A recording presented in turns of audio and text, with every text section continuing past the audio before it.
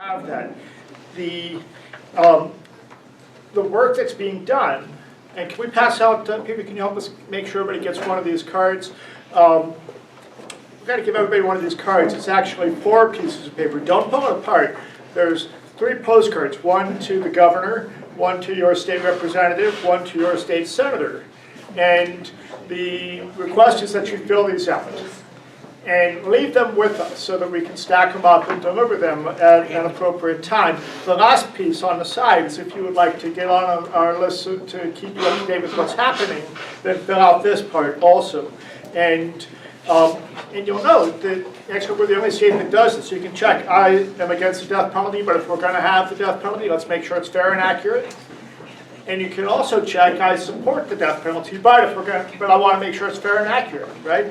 And that's the thing that is really important to keep in mind here. By the way, there's also this piece of paper, which is on the table here, which has on one side information about the task force, and on the other side, it has some information about the fairness in Ohio's death penalty. I'd encourage you to take that with you. This task force was about fairness and accuracy. And with that, I've also been asked to introduce a couple people that are here with us, and I'm glad that I want to acknowledge Charles Keith is not only somebody who's got a brother on death row, he's also got a brother who was lost to murder, and he's also on the board of directors of Ohioans to stop executions. That's Charles in the back there. And behind him are 2 men who, until November and December of this past year, were convicted of murder. One of them is the exoneree in this country who spent the most time in prison. And both of them went to death row. And I want to invite Ricky to come up and share a few minutes, if you would, just a little bit about that experience and what you're doing now. And Kwame, if you'd like to as well, at least come up and stand with Ricky. There's a 3rd man that was a part of this group. They were all boys at the time of the crime in Cleveland in 1975, was it? Yes, correct. You know, they're not going to present a long story. We weren't expecting to do this.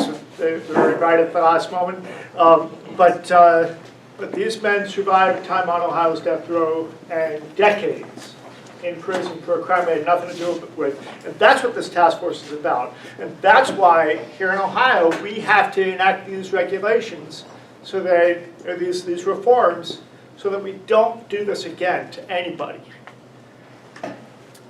Thank you for having us. My name is Ricky Jackson, and as the gentleman just stated, I have the dubious distinction of being the longest serving, having served the longest time for being an innocent person in prison, 39 years.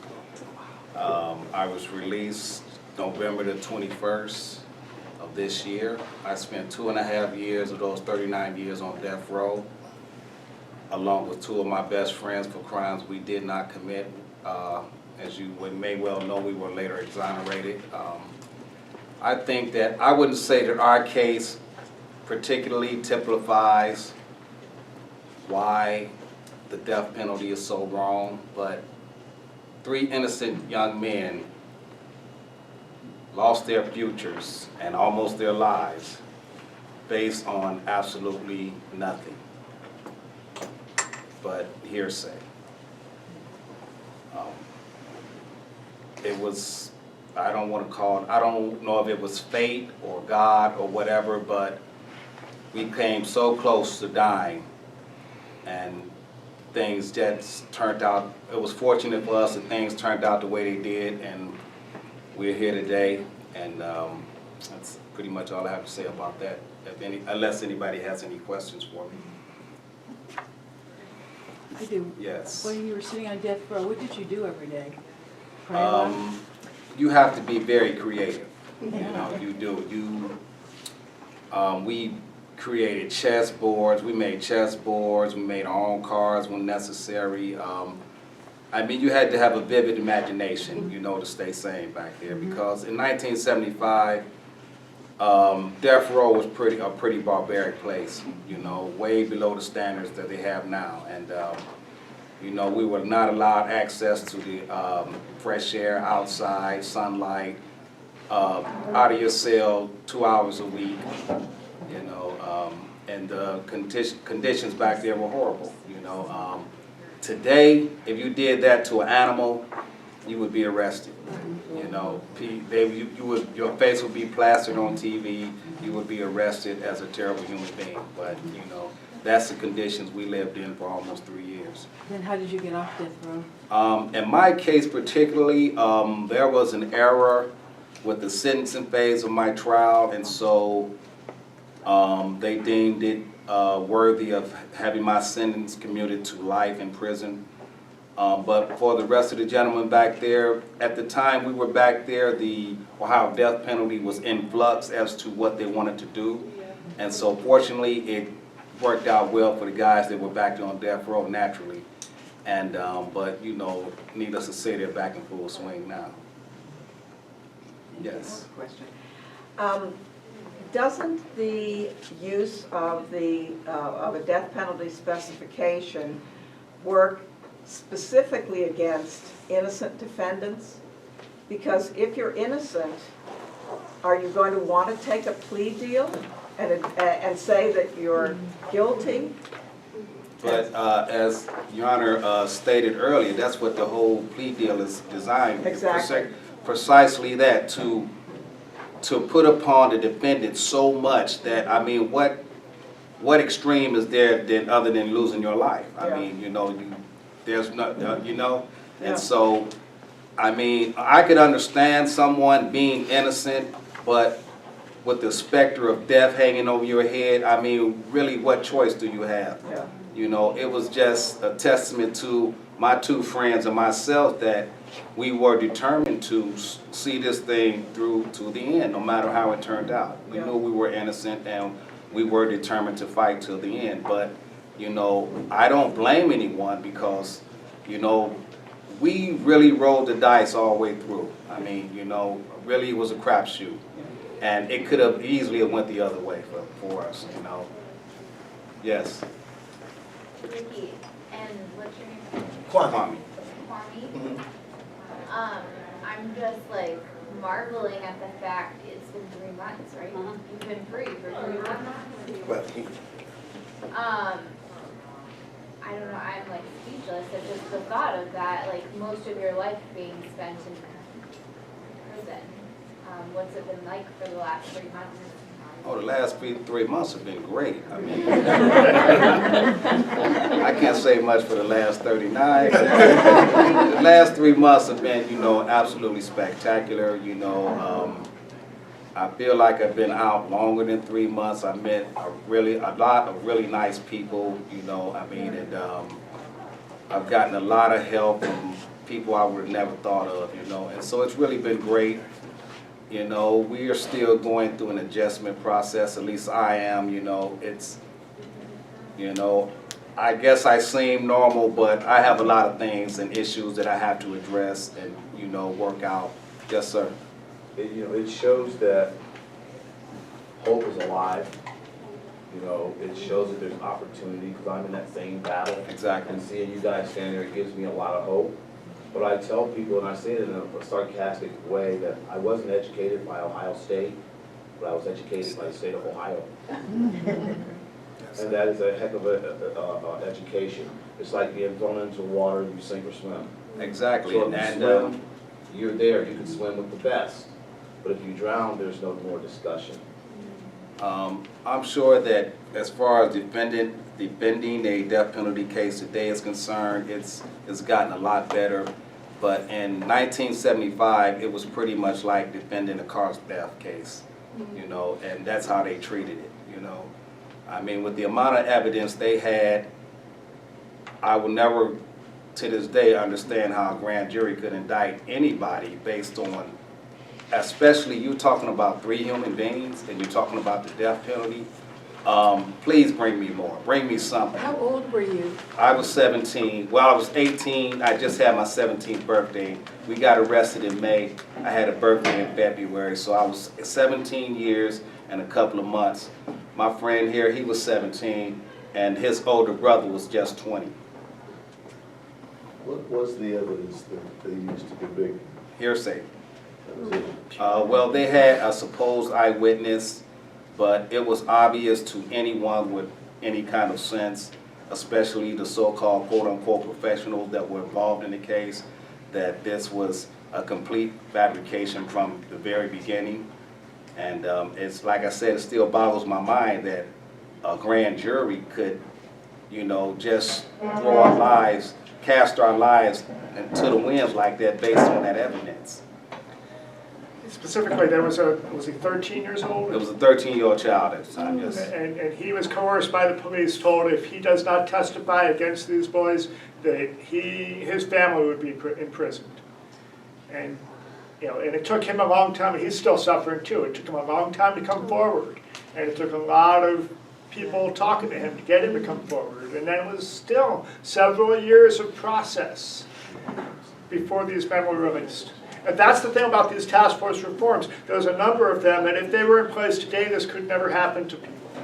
Which is why it's so important that we contact our legislators, we fill out these cards and leave them with us, that we bring people back to talk more to the whole church, that you all take this message, what you've heard, forward and share it with people. This video is going to be on our website in a few days. There's already now there's a video. Thank you both. There's a video called was it Fusion? Fusion Network that just came out. It's about 16 minutes. It really tells the story. So there's a lot of information out there, and we have to carry it forward and share it with people. So I want to make sure these guys get back up to finish their questions. But Kwame has something he wants to say, and I think we can hang out as long as people would like to chat once we break. So. Thank you guys for having me. I was originally Ronnie Patrick Bridgman, and my brother's Wiley Bridgman. Then you just spoke with Ricky Jackson. We were tried, convicted, and sentenced to death in 1975. As he said, we were both 17 years old, and of that mentality. I say that because I smiled when I heard Mr. Keefe say that he was not educated in the state, but by the state. And I feel the same way because we were just children, you know. And I still actually believed in Thanksgiving and Easter and all these things. And I had to grow apart from those things that I knew as a child who were unaffected by these type of social and emotional molestations. My life will never be the same, as will Ricky's or my brother. This is an atrocity that happened to us. It's happened thousands upon thousands of times, day in and day out. These matters are human matters. They're not so much social, they're human. These are things that happen to real people who breathe, who live and die. Ronnie Bridgman died on death row, and Kwame Ajamu came from that fire. These were very, very, very strenuous and hard times and moments for us. We were, again, kids sentenced to die for an element that we had absolutely no knowledge of, let alone any participation in. During the course of my death row tender is when I became grown, so to speak. At 18 years old, I stopped being a child and stepped into the grown man situation. My life was threatened, as was my two brothers. We had to have some type of hope. We had none. We had to have some type of help. We had none. The legal representation that we had was, I thought it was better than the lawyer I had. We had none. And so we were stuck. I want to touch briefly when you asked Ricky about leaving death row. It was in 1978 that the Supreme Court ruled that the Ohio death penalty was unconstitutional. Had that not happened, this conversation probably wouldn't be here. And so we were twice sentenced, I like to say, because after the death penalty had become null and void in the state of Ohio, they resentenced us to life. And again, I'm coming from being a child who's learning now, man, I'm on death row, I'm getting ready to die, and now you ain't gonna kill me, but you're gonna keep me here forever. So these things kind of, weighed heavy on my mind, and so I began to grind.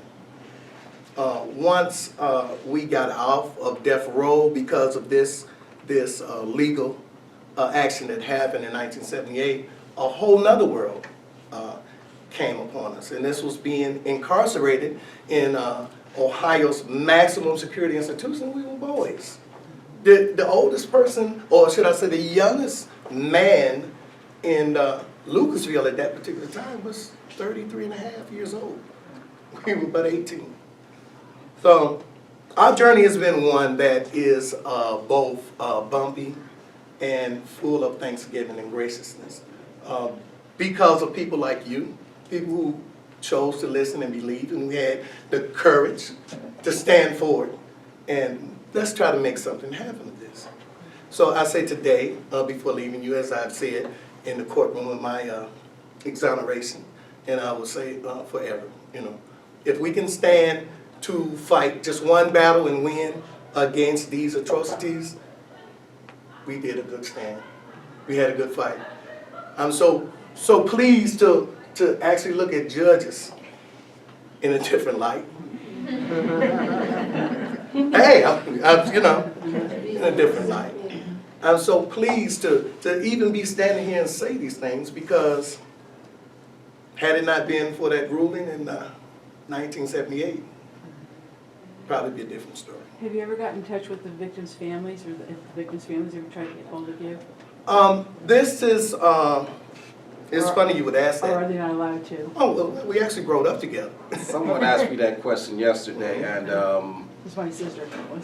No, I'm just kidding. I'm just kidding. and as much as I would probably like to, because I feel a deep remorse about, because they also were made a victim in this whole thing also, and for all these years, those people were going about their lives thinking that was behind them when it really wasn't. The officials in Cuyahoga County sold that family, his family, my family, and everybody who was alive and in that particular community at that time, the citizens, the taxpayers, they sold everybody a bill of goods, and so nobody got justice out of this thing. Nobody, absolutely nobody.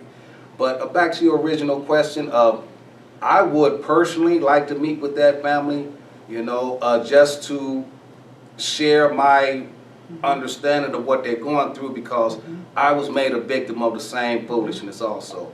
But, that's really a touchy thing, because I haven't seen or heard any kind of contact with that family since the day I got sentenced and went to prison.